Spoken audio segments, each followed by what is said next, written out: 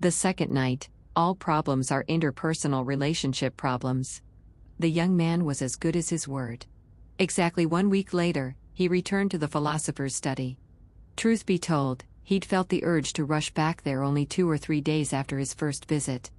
He had turned things over in his mind very carefully, and his doubts had turned to certainty. In short, teleology, the attributing of the purpose of a given phenomenon, rather than its cause, was a sophistry, and the existence of trauma was beyond question. People cannot simply forget the past, and neither can they become free from Ch2. Today, the young man decided, he'd thoroughly dismantle this eccentric philosopher's theories and settle matters once and for all. Why you dislike yourself?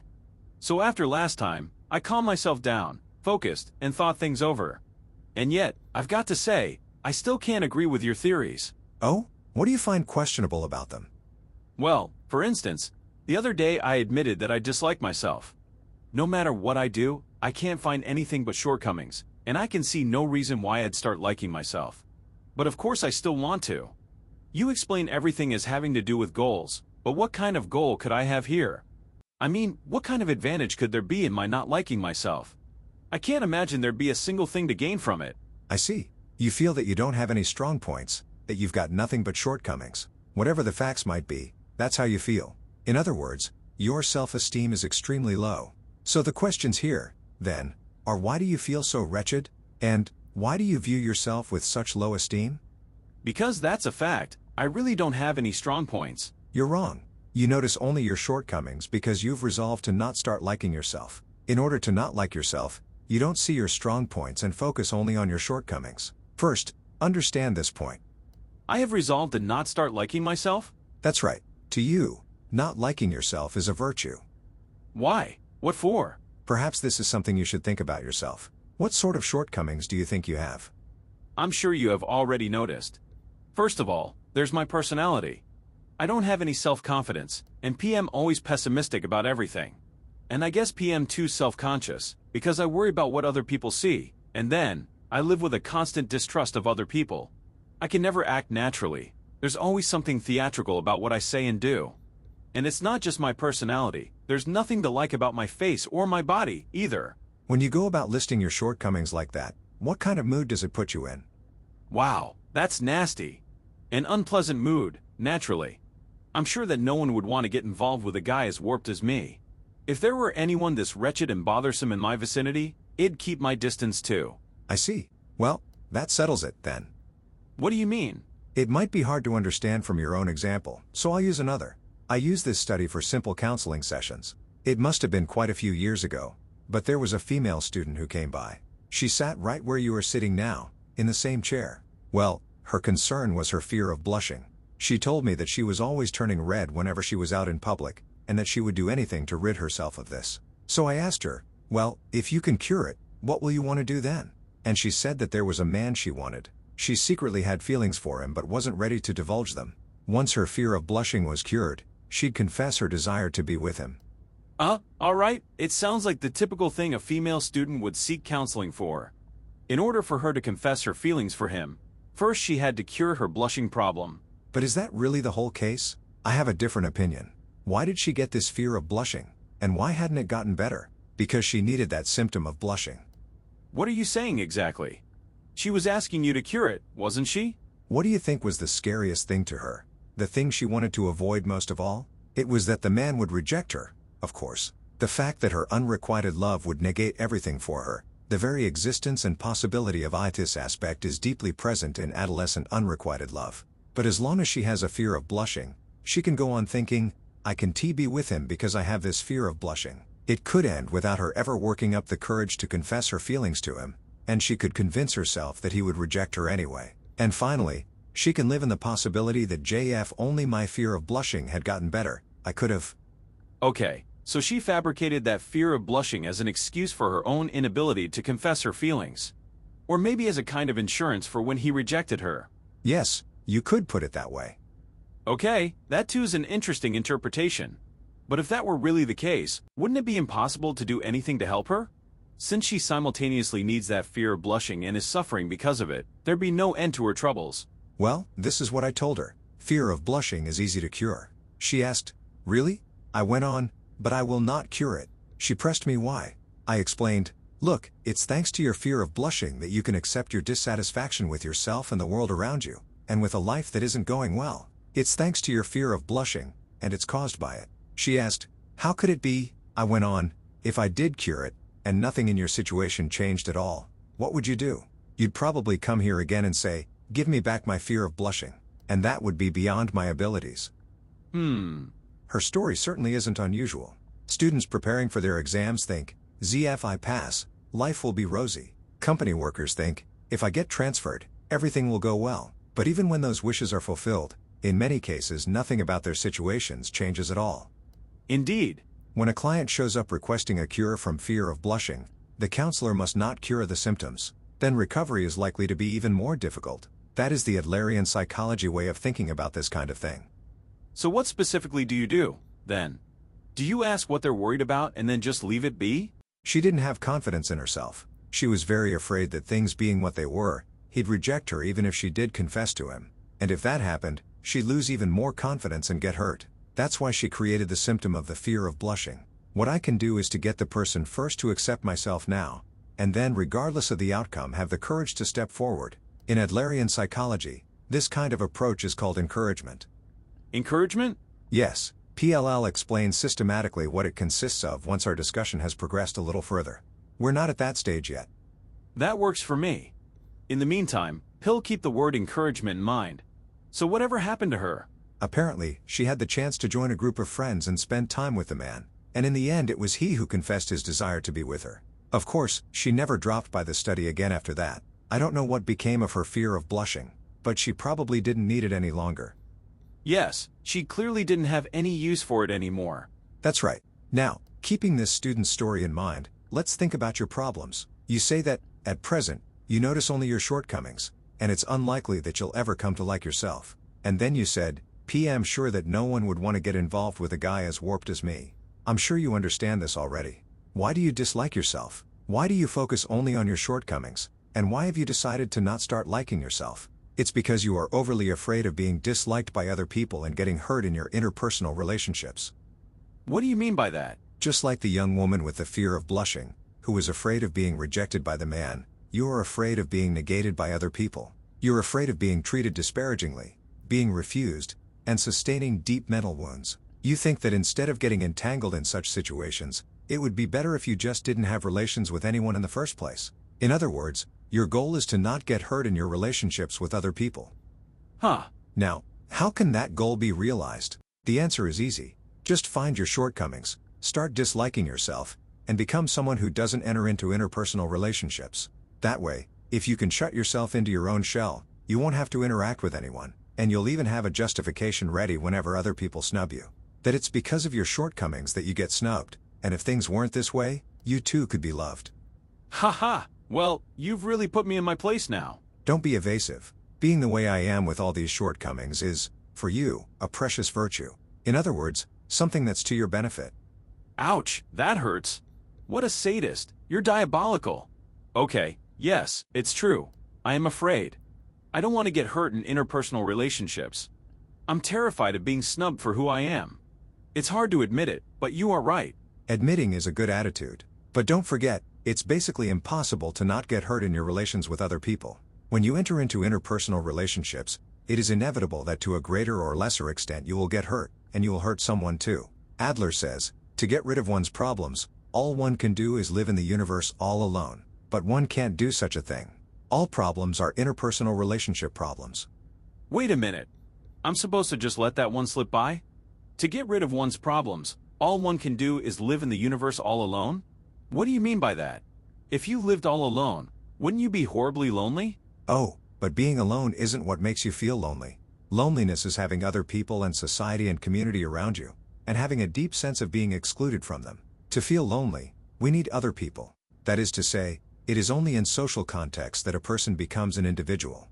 If you were really alone, that is, if you existed completely alone in the universe, you wouldn't be an individual and you wouldn't feel lonely either. I suppose the very concept of loneliness wouldn't even come up. You wouldn't need language, and there'd be no use for logic or common sense, either. But such a thing is impossible. Even if you lived on an uninhabited island, you would think about someone far across the ocean. Even if you spend your nights alone, you strain your ears to hear the sound of someone's breath. As long as there is someone out there somewhere, you will be haunted by loneliness. But then you could just rephrase that as, if one could live in the universe all alone, one's problems would go away, couldn't you? In theory, yes, as Adler goes so far as to assert, all problems are interpersonal relationship problems. Can you say that again? We can repeat it as many times as you like. All problems are interpersonal relationship problems. This is a concept that runs to the very root of Adlerian psychology. If all interpersonal relationships were gone from this world, which is to say if one were alone in the universe and all other people were gone, all manner of problems would disappear. That's a lie. It's nothing more than academic sophistry. Of course, we cannot do without interpersonal relationships. A human being's existence, in its very essence, assumes the existence of other human beings. Living completely separate from others is, in principle, impossible. As you are indicating, the premise if one could live all alone in the universe is unsound. That's not the issue I am talking about. Sure, interpersonal relationships are probably a big problem. That much I acknowledge. But to say that everything comes down to interpersonal relationship problems, now that's really an extreme position. What about the worry of being cut off from interpersonal relationships, the kind of problems that an individual agonizes over as an individual, problems directed to oneself? Do you deny all that? There is no such thing as worry that is completely defined by the individual. So-called internal worry does not exist. Whatever the worry that may arise, the shadows of other people are always present. But still, you're a philosopher. Human beings have loftier, greater problems than things like interpersonal relationships. What is happiness? What is freedom? And what is the meaning of life? Aren't these the themes that philosophers have been investigating ever since the ancient Greeks? And you're saying, so what? Interpersonal relationships are everything? It seems kind of pedestrian to me. It's hard to believe that a philosopher would say such things. Well, then, it seems there's a need to explain things a bit more concretely. Yes, please do. If you're going to tell me that you're a philosopher, then you've got to really explain things, or else this makes no sense. You were so afraid of interpersonal relationships that you came to dislike yourself. You've avoided interpersonal relationships by disliking yourself. These assertions shook the youth to his very core. The words had an undeniable truth that seemed to pierce his heart. Even so, he had to find a clear rebuttal to the statement that all the problems that people experience are interpersonal relationship problems. Adler was trivializing people's issues. The problems I'm suffering from aren't so mundane. Feelings of inferiority are subjective assumptions. Let's look at interpersonal relationships from a slightly different perspective. Are you familiar with the term feeling of inferiority? What a silly question. As you can surely tell from our discussion up to now, I'm just a huge blob of feelings of inferiority. What are those feelings, specifically? Well, for instance, if I see something in a newspaper about a person around my age, someone who's really successful, I'm always overcome with these feelings of inferiority. If someone else who's lived the same amount of time I have is so successful, then what on earth am I doing with myself?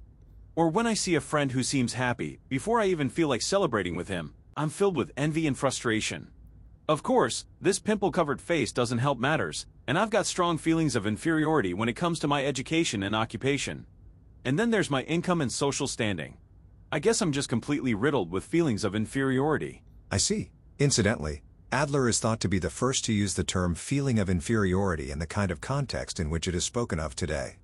Huh, I didn't know that. In Adler's native German, the word is minderwertigkeitsgefühl, which means a feeling, Gefühl, of having less, minder, worth, wert. So feeling of inferiority has to do with one's value judgment of oneself.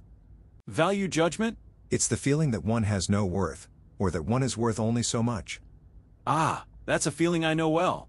That's me in a nutshell. Not a day goes by without me tormenting myself that there's no point in being alive.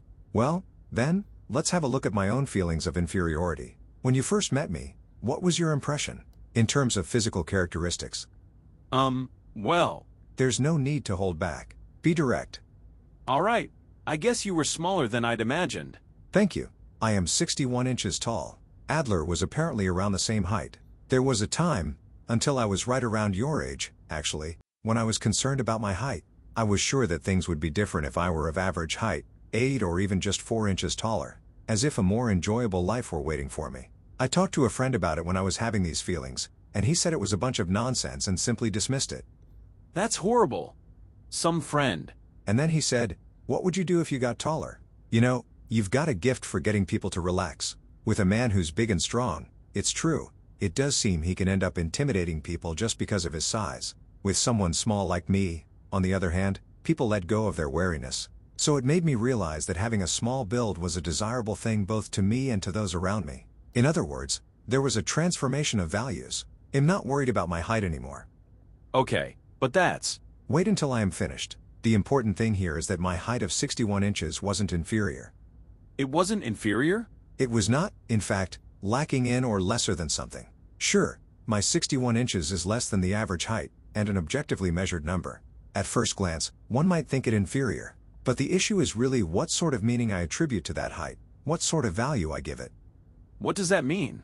My feelings about my height were all subjective feelings of inferiority, which arose entirely through my comparing myself to others. That is to say, in my interpersonal relationships. Because if there hadn't been anyone with whom to compare myself, I wouldn't have had any occasion to think I was short. Right now, you too are suffering from various feelings of inferiority. But please understand that what you are feeling is not an objective inferiority but a subjective feeling of inferiority. Even with an issue like height, it's all reduced to its subjectivity. In other words, the feelings of inferiority we're suffering from are subjective interpretations rather than objective facts. Exactly. Seeing it from my friend's point of view that I get people to relax or that I don't intimidate them, such aspects can become strong points. Of course, this is a subjective interpretation. You could even say it's an arbitrary assumption.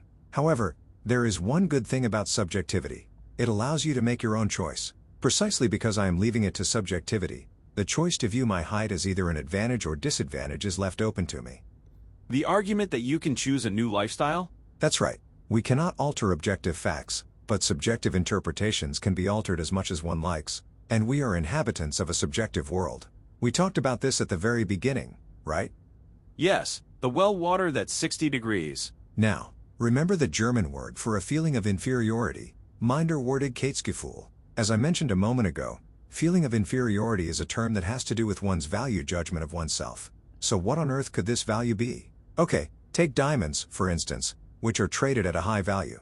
Or currency. We find particular values for these things and say that 1 carat is this much, that prices are such and such. But if you change your point of view, a diamond is nothing but a little stone. Well, intellectually it is.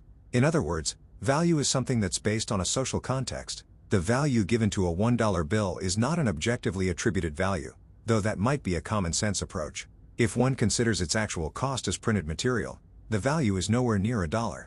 If I were the only person in this world and no one else existed, I'd probably be putting those $1 bills in my fireplace in wintertime. Maybe I'd be using them to blow my nose. Following exactly the same logic, there should have been no reason at all for me to worry about my height. If you were the only person in this world and no one else existed? Yes. The problem of value in the end brings us back to interpersonal relationships again. So this connects to what you were saying about all problems being interpersonal relationship problems? Yes, that's correct. An inferiority complex is an excuse.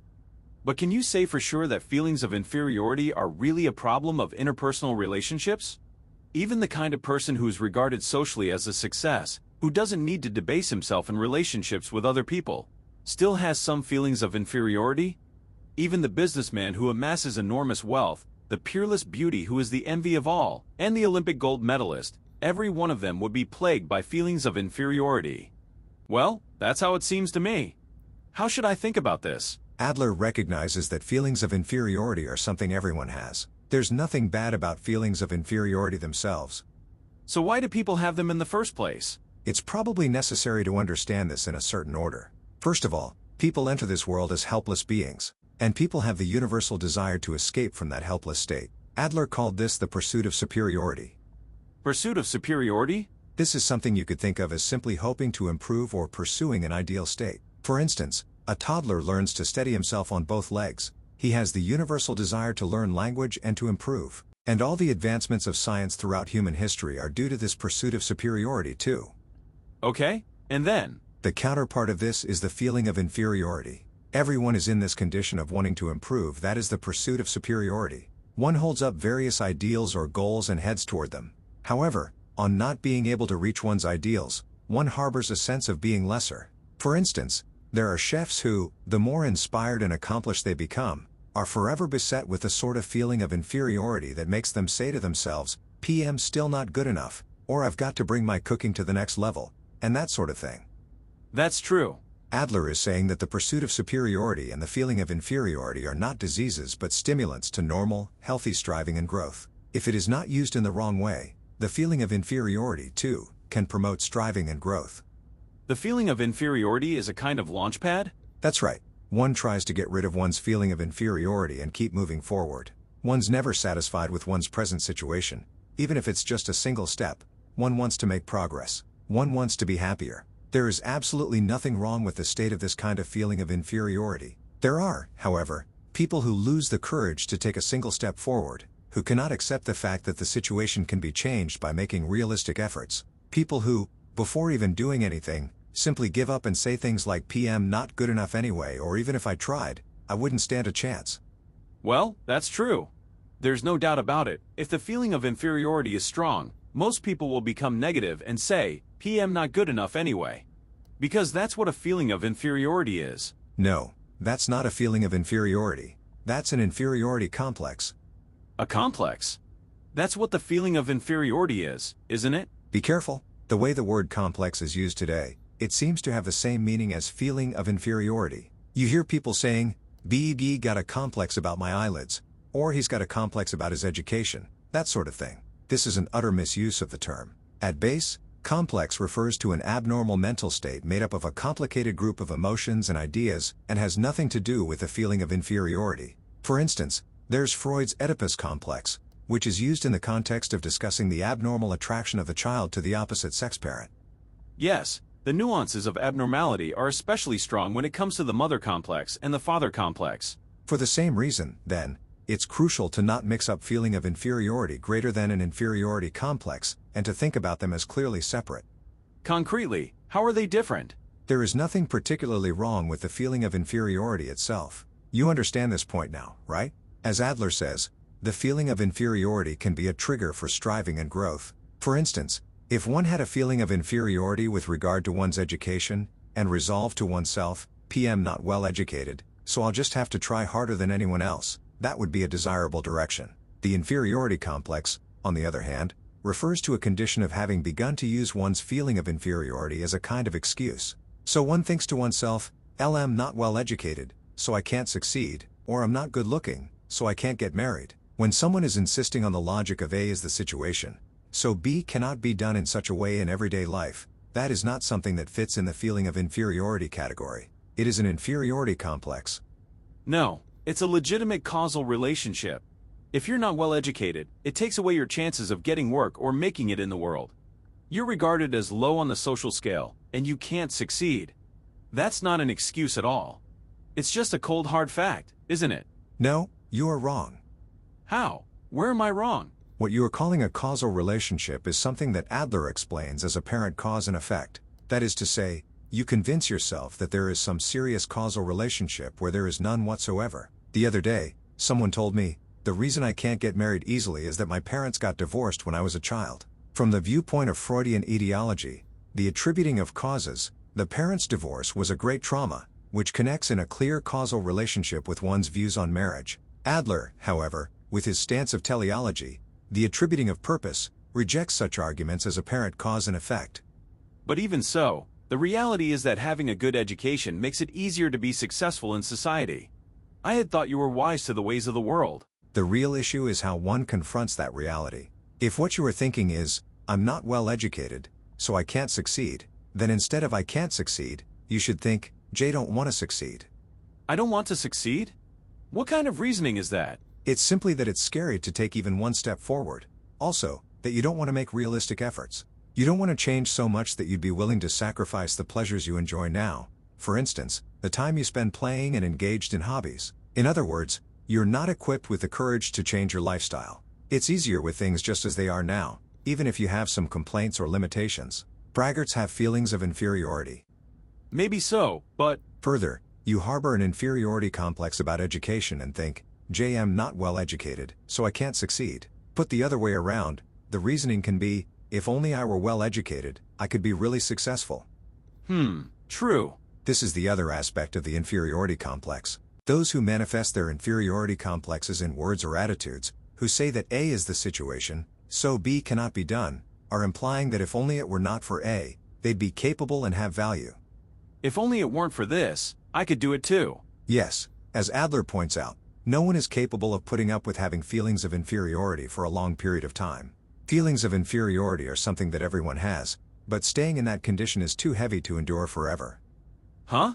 This is getting pretty confusing. Okay, let's go over things one at a time. The condition of having a feeling of inferiority is a condition of feeling some sort of lack in oneself in the present situation. So then, the question is, how do you fill in the part that's missing, right? exactly, how to compensate for the part that is lacking. The healthiest way is to try to compensate through striving and growth. For instance, it could be by applying oneself to one's studies, engaging in constant training, or being diligent in one's work. However, people who aren't equipped with that courage end up stepping into an inferiority complex. Again, it's thinking, TM not well educated, so I can't succeed. And it's implying your capability by saying, if only I were well educated, I could be really successful. That the real me, which just happens to be obscured right now by the matter of education, is superior. No, that doesn't make sense. The second thing you're saying is beyond a feeling of inferiority. That's really more bravado than anything else, isn't it? Indeed, the inferiority complex can also develop into another special mental state. And what is that? I doubt you have heard much about it. It's the superiority complex. Superiority complex. One is suffering from strong feelings of inferiority, and, on top of that, one doesn't have the courage to compensate through healthy modes of striving and growth. That being said, one can't tolerate the inferiority complex of thinking, A is the situation, so B cannot be done. One can't accept one's incapable self. At that point, the person thinks of trying to compensate in some other fashion and looks for an easier way out. What way is that? It's to act as if one is indeed superior and to indulge in a fabricated feeling of superiority.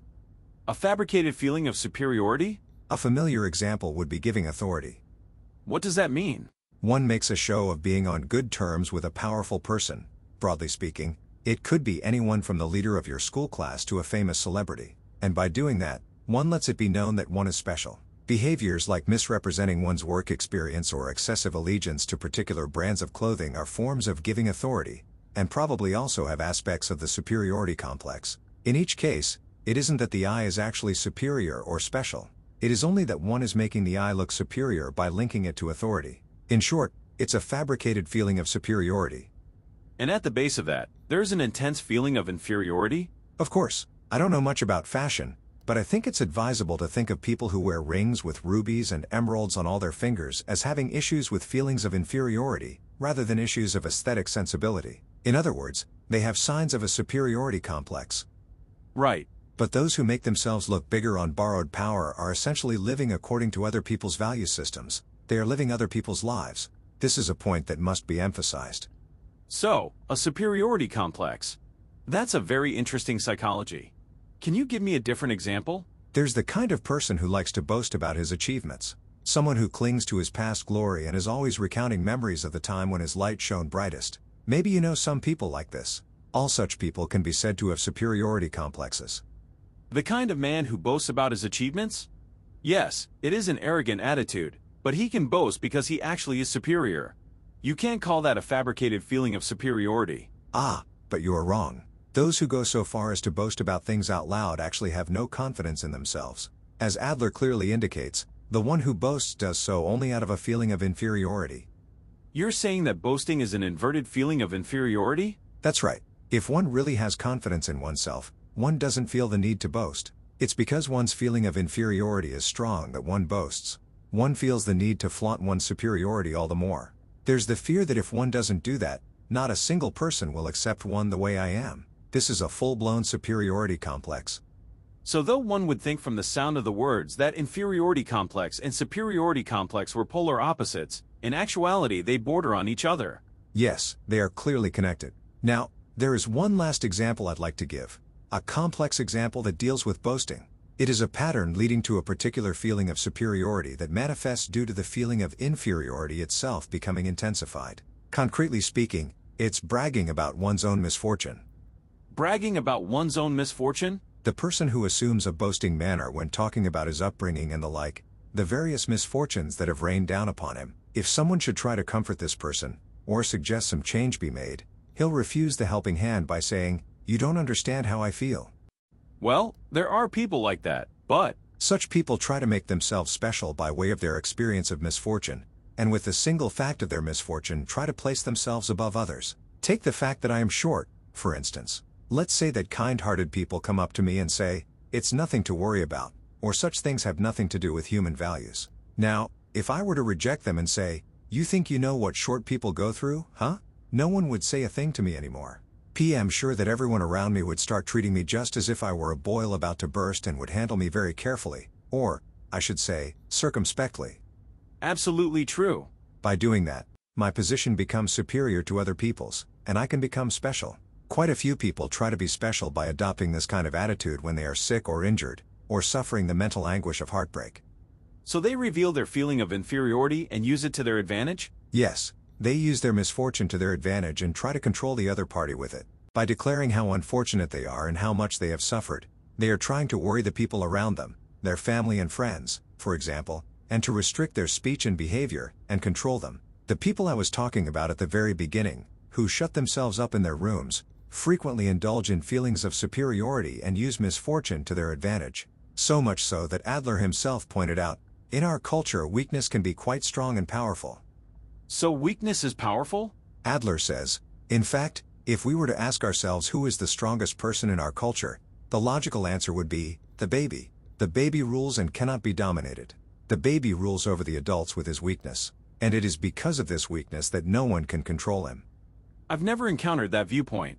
Of course, the words of the person who has been hurt, "You don't understand how I feel," are likely to contain a certain degree of truth. Completely understanding the feelings of the person who is suffering is something that no one is capable of. But as long as one continues to use one's misfortune to one's advantage in order to be special, one will always need that misfortune. Duvee, the youth and philosopher, had now covered a series of discussion topics: the feeling of inferiority, the inferiority complex, and the superiority complex. Psychology keywords though they clearly were, the truths they contained differed greatly from the youth's imagined meanings. Still, something didn't feel right to him, somehow. What is it about all this that PM having a hard time accepting?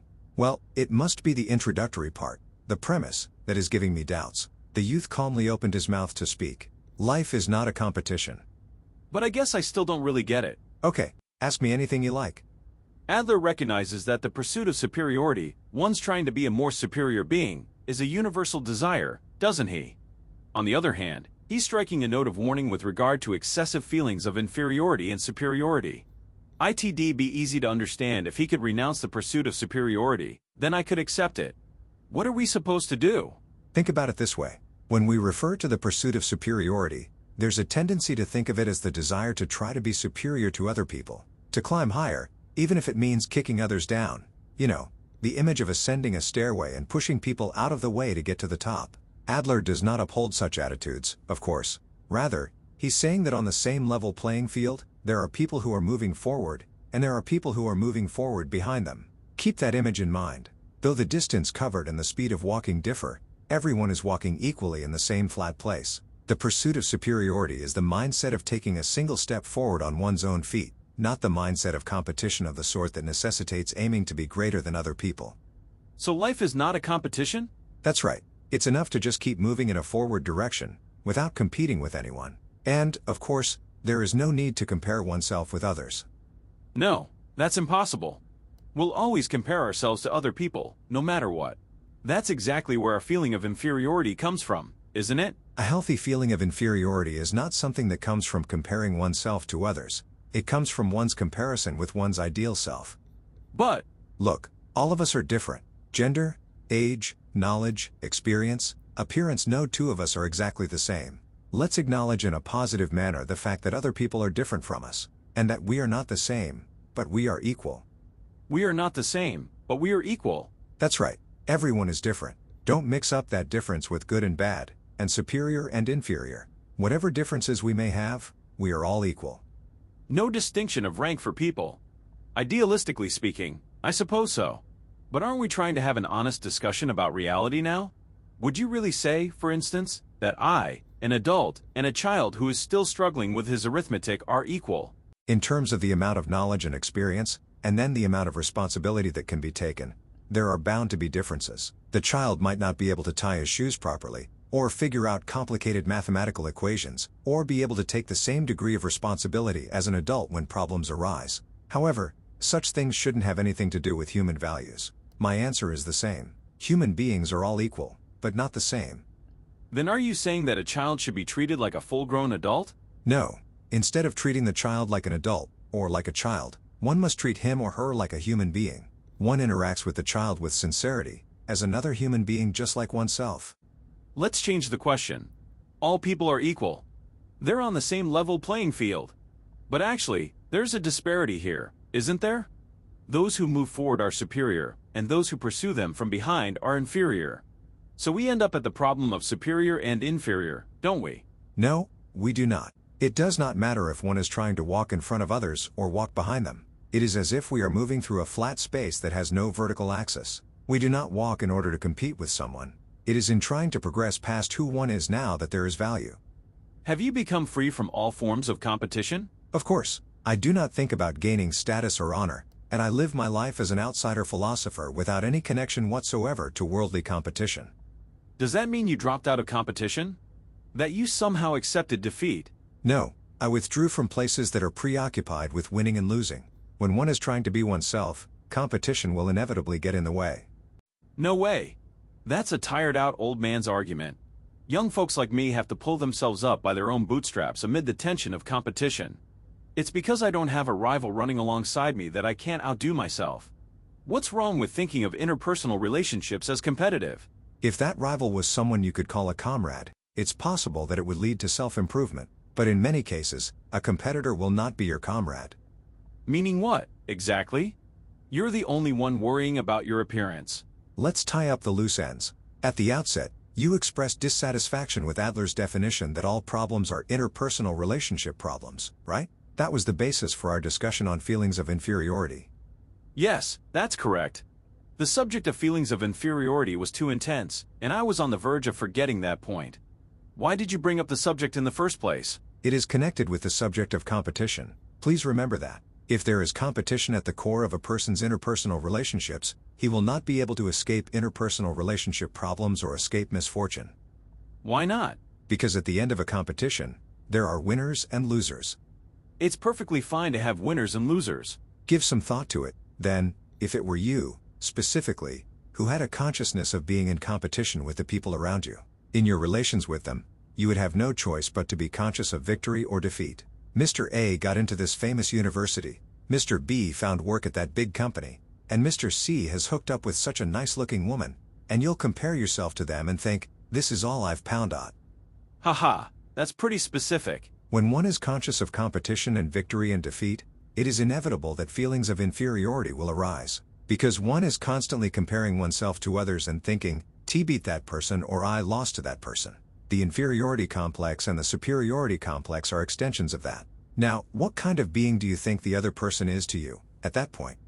I don't know, a rival, I guess. No, not a mere rival. Before you know it, you start to see each and every person, everyone in the whole world, as your enemy. My enemy? You start to think that people are always looking down on you and treating you with scorn, that they're all enemies who must never be underestimated, who lie in wait for any opening and attack at the drop of a hat. In short, that the world is a terrifying place. Enemies who must never be underestimated. That's who PM in competition with? This is what is so terrifying about competition.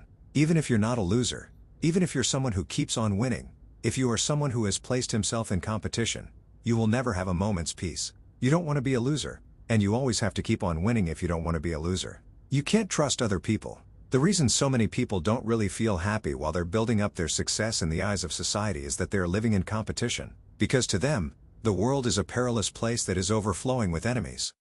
I suppose so. But do other people actually look at you so much? Are they really watching you around the clock and lying in wait for the perfect moment to attack? It seems rather unlikely. A young friend of mine, when he was a teenager, used to spend a lot of time in front of the mirror arranging his hair. And once, when he was doing that, his grandmother said, "You're the only one who's worried how you look." He says that it got a bit easier for him to deal with life after that. hey, that's a dig at me, isn't it? Sure, maybe I do see the people around me as enemies. I'm constantly in fear of being attacked, of the arrows that could come flying at me at any moment. I always think that I'm being watched by others, that I'm being subjected to harsh judgment, and that I'm going to be attacked. And it's probably true that this is a self-conscious reaction, just like the mirror-obsessed teenager. The people of the world aren't paying attention to me. Even if I were to go walking on my hands down the street, they'd take no notice. But I don't know. Are you saying, after all, that my feeling of inferiority is something that I chose, that has some sort of goal? That just doesn't make any sense to me. And why is that? I have a brother who is 3 years older than I am. He fits the classic image of the big brother. He always does what our parents say. He excels in his studies and in sports, and he's the very picture of diligence. And from the time I was little, I was always compared to him. He is older and more advanced, so of course I could never beat him at anything. Our parents did not care at all about such circumstances, and never gave me any sign of recognition. Whatever I did, I got treated like a child, and I was berated at every opportunity and told to be quiet. I learned to keep my feelings to myself. BF lived my life totally steeped in feelings of inferiority, and I had no choice but to be conscious of being in competition with my brother. I see. Sometimes I think of it like this. PM like a gourd that grew without getting enough sun. So it is only natural that I'm all twisted up with feelings of inferiority. If there's anyone who could grow straight in such a situation, well, I'd love to meet him. I understand. I really do understand how you feel. Now, let's look at competition while taking into consideration your relationship with your brother. If you didn't think with a competition orientation, with regard to your brother and your other interpersonal relationships, how would people seem to you? Well, my brother is my brother, and I guess other people are another story. No, they should become more positive comrades. Comrades? Earlier, didn't you say, I can't celebrate other people's happiness with all my heart? You think of interpersonal relationships as competition. You perceive other people's happiness as my defeat, and that is why you can't celebrate it. However, once one is released from the schema of competition, the need to triumph over someone disappears. One is also released from the fear that says, maybe I will lose. And one becomes able to celebrate other people's happiness with all one's heart. One may become able to contribute actively to other people's happiness. The person who always has the will to help another in times of need, that is someone who may properly be called your comrade. Now we come to the important part. When you are able to truly feel that people are my comrades, your way of looking at the world will change utterly. No longer will you think of the world as a perilous place, or be plagued by needless doubts. The world will appear before you as a safe and pleasant place, and your interpersonal relationship problems will decrease dramatically. What a happy person you are. But you know, that's all like a sunflower. It's the reasoning of a sunflower that is bathed in full sunshine every day and is nurtured with ample watering. A gourd grown in the dim shade doesn't do so well. You are returning to etiology, the attributing of causes, again. Oh, yes, I sure am. Raised by strict parents, the youth had been oppressed and compared to his elder brother ever since childhood. None of his opinions were ever heard, and he was subjected to the violent words that he was a poor excuse for a little brother. Unable to make friends even at school, he spent all his free time alone in the library, which became his sole place of refuge. This youth who had passed his early years in such a way was truly an inhabitant of etiology. If he had not been raised by those parents, if that elder brother had never existed, and if he had not attended that school, he could have had a brighter life. The youth had been trying to participate in the discussion as cool-headedly as possible, but now his many years of pent-up feelings came bursting out. From power struggle to revenge. Okay, all this talk about teleology and such is pure sophistry, and trauma definitely does exist. And people cannot break free from the past. Surely you realize that. We cannot go back to the past in a time machine. As long as the past exists as the past, we live within context from the past. If one were to treat the past as something that does not exist, that would be the same as negating the entire life one has led. Are you suggesting I choose such an irresponsible life? It is true that one cannot use a time machine or turn back the hands of time, but what kind of meaning does one attribute to past events? This is the task that is given to you now. Alright, so let's talk about now. Last time, you said that people fabricate the emotion of anger, right? And that is the standpoint of teleology. I still cannot accept that statement. For example, how would you explain instances of anger toward society, or anger toward government? Would you say that these, too, are emotions fabricated in order to push one's opinions? Certainly, there are times when I feel indignation with regard to social problems, but I would say that rather than a sudden burst of emotion, it is indignation based on logic. There is a difference between personal anger, personal grudge, and indignation with regard to society's contradictions and injustices, righteous indignation. Personal anger soon cools. Righteous indignation, on the other hand, lasts for a long time. Anger as an expression of a personal grudge is nothing but a tool for making others submit to you. You say that personal grudges and righteous indignation are different? They are completely different, because righteous indignation goes beyond one's own interests. Then I'll ask about personal grudges. Surely even you get angry sometimes. For instance, if someone hurls abuse at you for no particular reason, don't you? No, I do not. Come on, be honest. If someone were to abuse me to my face, I would think about the person's hidden goal. Even if you are not directly abusive, when you feel genuinely angry due to another person's words or behavior, please consider that the person is challenging you to a power struggle. A power struggle? For instance, a child will tease an adult with various pranks and misbehaviors. In many cases, this is done with the goal of getting attention and will cease just before the adult gets genuinely angry. However, if the child does not stop before the adult gets genuinely angry, then his goal is actually to get in a fight. Why would he want to get in a fight? He wants to win. He wants to prove his power by winning. I don't really get that. Could you give me some concrete examples? Let's say you and a friend have been discussing the current political situation. Before long, it turns into a heated argument, and neither of you is willing to accept any differences of opinion until finally it reaches the point where he starts engaging in personal attacks, that you're stupid, and it's because of people like you that this country doesn't change, that sort of thing. But if someone said that to me, I wouldn't be able to put up with it. In this case, what is the other person's goal? Is it only that he wants to discuss politics? No, it isn't. It's that he finds you unbearable, and he wants to criticize and provoke you, and make you submit through a power struggle. If you get angry at this point, the moment he has been anticipating will arrive, and the relationship will suddenly turn into a power struggle. No matter what the provocation, you must not get taken in. No, there's no need to run away from it.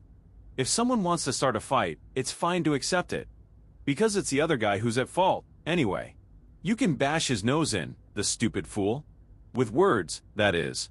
Now let's say you take control of the quarrel, and then the other man, who was seeking to defeat you, withdraws in a sportsmanlike manner. The thing is, the power struggle doesn't end there. Having lost the dispute, he rushes on to the next stage. The next stage? Yes, it's the revenge stage. Though he is withdrawn for the time being, he will be scheming some revenge in another place and another form, and will reappear with an act of retaliation. Like what, for instance? The child oppressed by his parents will turn to delinquency. He'll stop going to school. He'll cut his wrists or engage in other acts of self-harm. In Freudian etiology, this is regarded as simple cause and effect.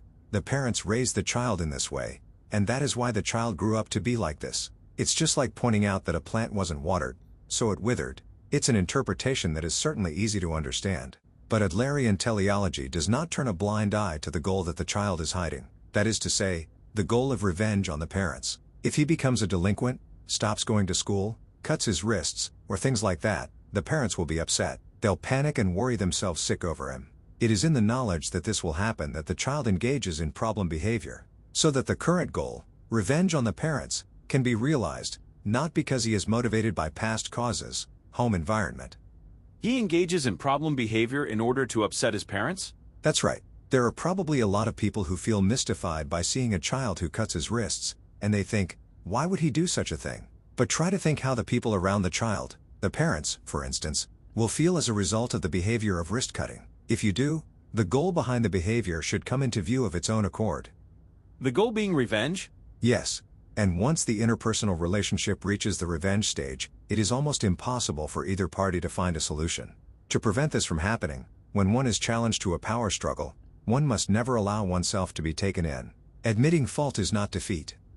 All right, then what should you do when you're subjected to personal attacks right to your face? Do you just grin and bear it? No. The idea that you are bearing it is proof that you are still stuck in the power struggle. When you are challenged to a fight, and you sense that it is a power struggle, step down from the conflict as soon as possible. Do not answer his action with a reaction. That is the only thing we can do. But is it really that easy to not respond to provocation? In the first place, how would you say I should control my anger? When you control your anger, you're bearing it, right? Instead, let's learn a way to settle things without using the emotion of anger. Because after all, anger is a tool, a means for achieving a goal. That's a tough one. The first thing that I want you to understand here is the fact that anger is a form of communication, and that communication is nevertheless possible without using anger. We can convey our thoughts and intentions and be accepted without any need for anger. If you learn to understand this experientially, the anger emotion will stop appearing all on its own. But what if they come at you with mistaken accusations, or make insulting comments? I shouldn't get angry even then? You don't seem to understand yet. It's not that you mustn't get angry, but that there is no need to rely on the tool of anger. Irascible people do not have short tempers, it is only that they do not know that there are effective communication tools other than anger. That is why people end up saying things like "I just snapped" or "he flew into a rage." We end up relying on anger to communicate. Effective communication tools other than anger. We have language. We can communicate through language. Believe in the power of language and the language of logic. Certainly, if I did not believe in that, we wouldn't be having this dialogue. One more thing about power struggles. In every instance, no matter how much you might think you are right, try not to criticize the other party on that basis. This is an interpersonal relationship trap that many people fall into. Why's that? The moment one is convinced that I am right in an interpersonal relationship, one has already stepped into a power struggle. Just because you think you're right? No way, that's just blowing things all out of proportion.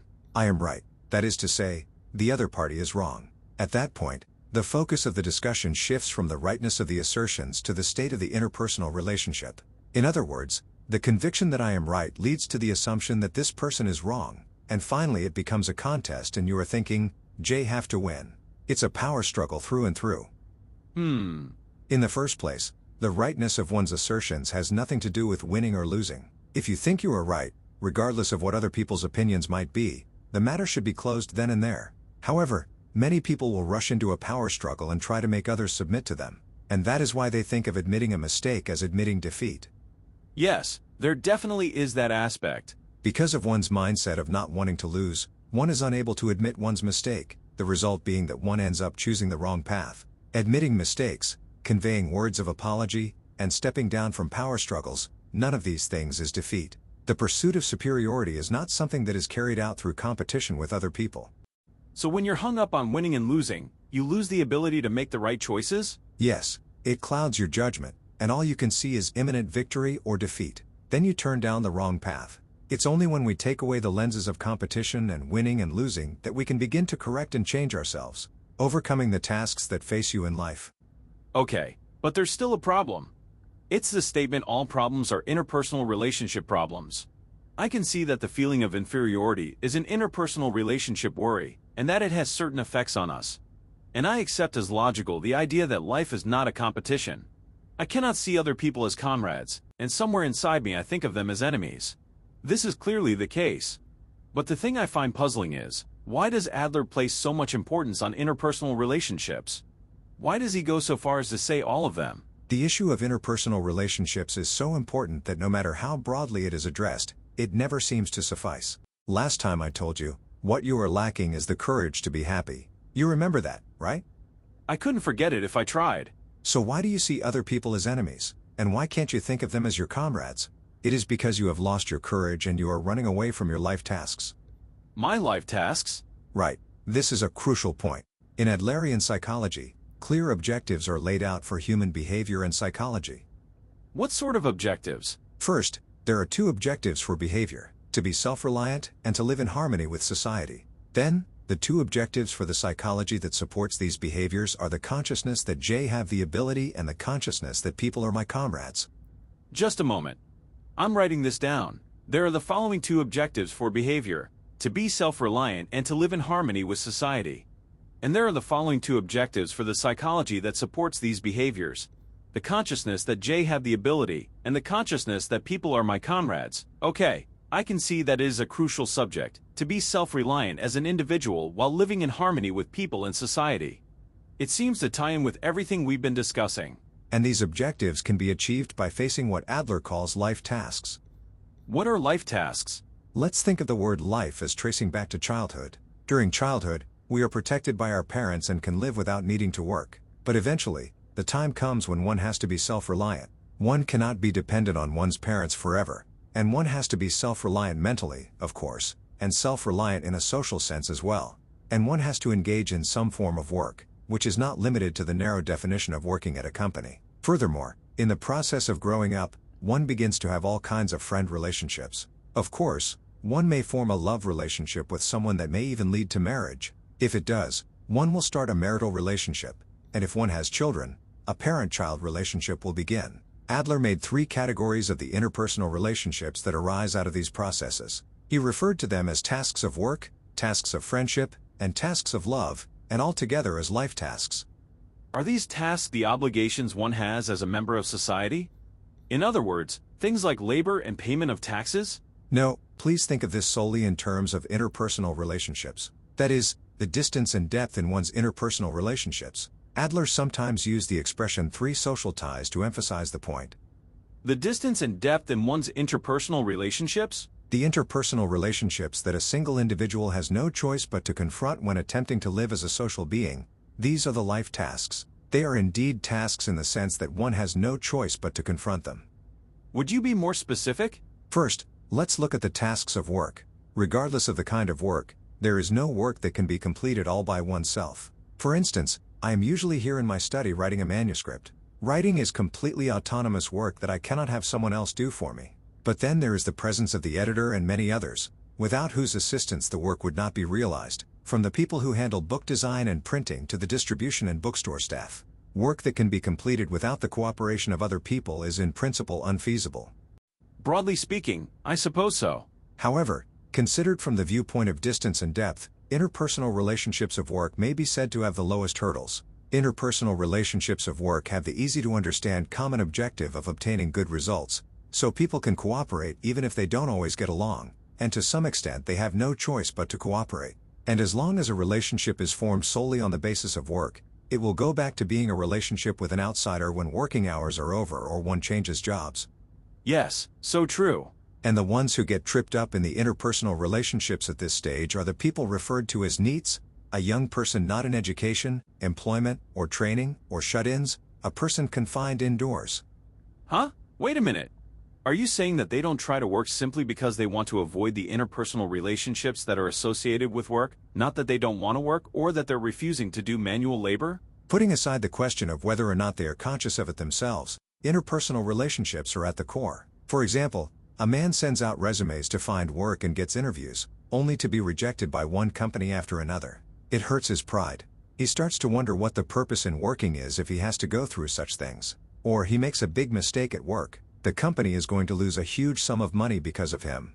Feeling utterly hopeless, as if he's plunged into darkness, he can't bear the thought of coming into work the following day. None of these are examples of the work itself becoming disagreeable. What is disagreeable is being criticized or rebuked by others through the work, getting labeled as having no ability or being incompetent or unsuited to the work, and hurting the dignity of one's irreplaceable self. In other words, everything is an interpersonal relationship issue. Red string and rigid chains. Well, PLL saved my objections for later. Next, what about the task of friendship? This is a friend relationship in a broader sense, away from work, as there is none of the compulsion of the workplace. It is a relationship that is difficult to initiate or deepen. Ah, you've got that right. If there's a space, like one's school or workplace, one can still build a relationship. But then it would be a superficial relationship that is limited to that space. To even attempt to initiate a personal friend relationship, or find a friend in a place outside the school or workplace, would be extremely difficult. Do you have anyone whom you would call a close friend? I have a friend, but I'm not sure I'd call him a close friend. It used to be the same for me. When I was in high school, I did not even try to make friends and spent my days studying Greek and German, quietly absorbed in reading philosophy books. My mother was worried about me and went to consult my homeroom teacher. And my teacher told her, "There's no need to worry. He's a person who doesn't need friends." Those words were very encouraging to my mother, and to me as well. A person who doesn't need friends? So in high school you didn't have a single friend? I did have one friend. He said, "There's nothing really worth learning at a university," and in the end he actually did not enter university. He went into seclusion up in the mountains for several years, and these days I hear he's working in journalism in Southeast Asia. I haven't seen him in decades, but I have the feeling that if we got together again, we'd be able to hang out just as we did back then.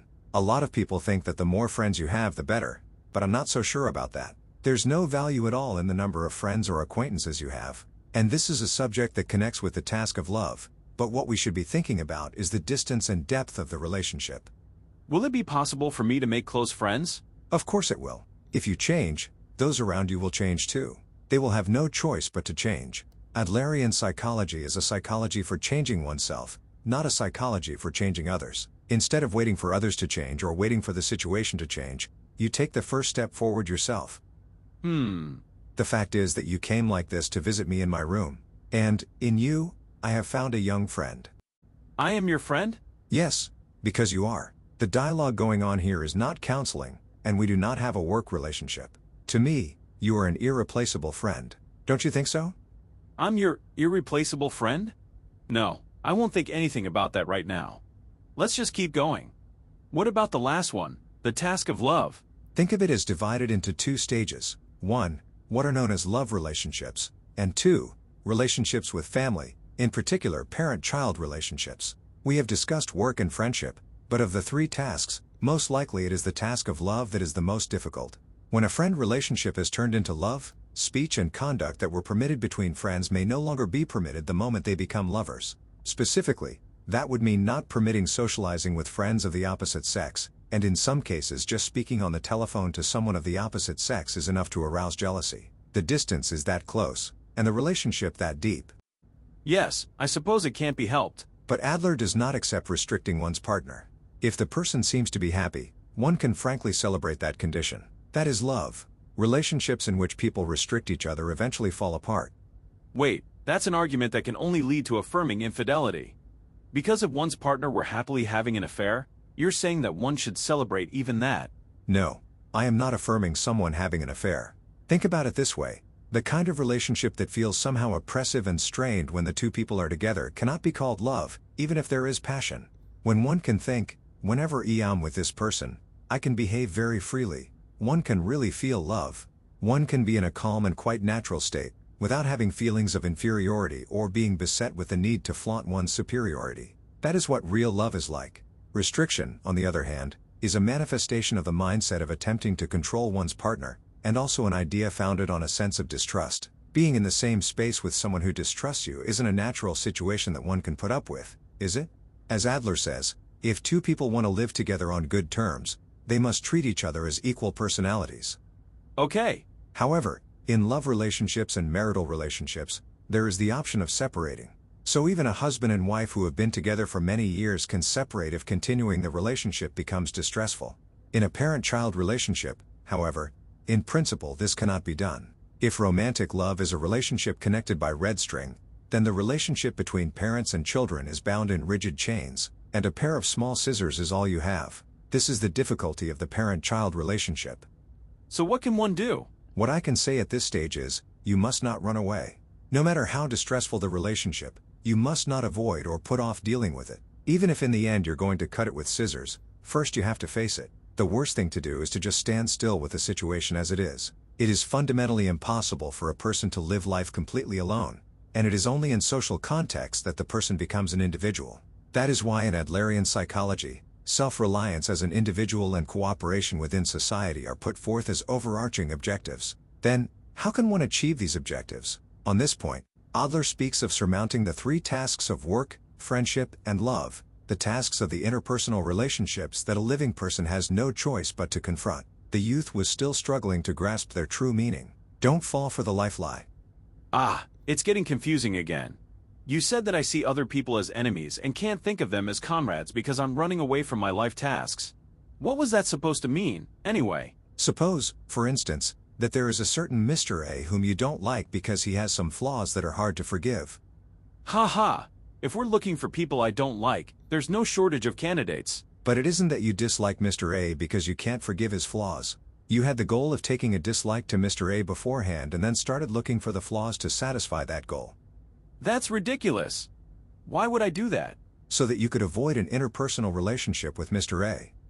No way, that's completely out of the question. It's obvious that the order of things is backward. He did something I didn't like, that's why. If he hadn't, I'd have no reason for taking a dislike to him. No, you are wrong.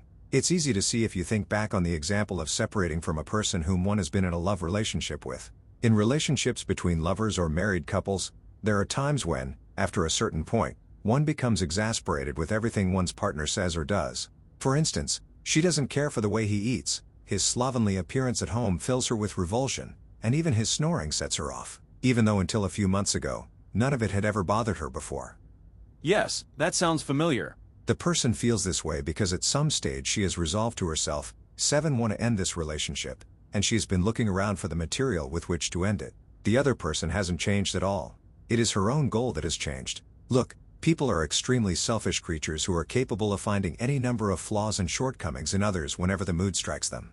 A man of perfect character could come along, and one would have no difficulty in digging up some reason to dislike him. That's exactly why the world can become a perilous place at any time, and it's always possible to see everyone as one's enemies. So I am making up flaws in other people just so that I can avoid my life tasks, and furthermore, so I can avoid interpersonal relationships? And I am running away by thinking of other people as my enemies? That's right. Adler called the state of coming up with all manner of pretexts in order to avoid the life tasks the life lie. Okay. Yes, it's a severe term. One shifts one's responsibility for the situation one is currently in to someone else. One is running away from one's life tasks by saying that everything is the fault of other people, or the fault of one's environment. It's exactly the same as with the story I mentioned earlier about the female student with the fear of blushing. One lies to oneself, and one lies to the people around one too. When you really think about it, it's a pretty severe term. But how can you conclude that I am lying? You don't know anything about what kind of people I have around me, or what kind of life I lead, do you? True. I don't know anything about your past. Not about your parents, or your elder brother either. I know only one thing. What's that? The fact that you, and no one else, are the one who decided your lifestyle. Arj. If your lifestyle were determined by other people or your environment, it would certainly be possible to shift responsibility. But we choose our lifestyles ourselves. It's clear where the responsibility lies. So you're out to condemn me. But you're calling people liars and cowards, and saying that everyone is my responsibility. You must not use the power of anger to look away. This is a very important point. Adler never discusses the life tasks or life lies in terms of good and evil. It is not morals or good and evil that we should be discussing, but the issue of courage. Courage again. Yes, even if you are avoiding your life tasks and clinging to your life lies, it isn't because you are steeped in evil. It is not an issue to be condemned from a moralistic standpoint. It is only an issue of courage. From the psychology of possession to the psychology of practice. So in the end, what you're talking about is courage. That reminds me, last time you said that Adlerian psychology is a psychology of courage. I will add to that by saying that Adlerian psychology is not a psychology of possession but a psychology of use. So it's that statement. It's not what one is born with, but what use one makes of that equipment. That's right. Thank you for remembering it. Freudian ideology is a psychology of possession, and eventually it arrives at determinism. Adlerian psychology, on the other hand, is a psychology of use, and it is you who decides it. Adlerian psychology is a psychology of courage, and at the same time it is a psychology of use. We humans are not so fragile as to simply be at the mercy of etiological, cause and effect, traumas. From the standpoint of teleology, we choose our lives and our lifestyles ourselves. We have the power to do that. But, honestly, I do not have the confidence to overcome my inferiority complex. And you might say that that's a life lie, but I probably won't ever be able to break free from the inferiority complex. Why don't you think so? Maybe what you were saying is right. Actually, I'm sure it is, and courage really is what I am lacking. I can accept the life lie as well. I am scared of interacting with people. I don't want to get hurt in interpersonal relationships, and I want to put off my life tasks. That's why I have all these excuses ready. Yes, it's exactly as you say. But isn't what you were talking about a kind of spiritualism? All you're really saying is, you've lost your courage, you've got to pluck up your courage. It's no different from the silly instructor who thinks he's giving you advice when he comes up and slaps you on the shoulder and says, cheer up. Even though the reason I'm not doing well is because I can't just cheer up. So what you are saying is that you would like me to suggest some specific steps? Yes, please. I am a human being. I am not a machine. I've been told that I'm all out of courage, but I can't just get a refill of courage as if I were filling up my tank with fuel. Alright, but we've gone quite late again tonight, so let's continue this next time. You aren't running away from it, right? Of course not. Next time, we will probably discuss freedom. Not courage? Yes, it will be a discussion of freedom, which is essential when talking about courage. Please give some thought to the matter of what freedom is. What freedom is, fine. I am looking forward to next time.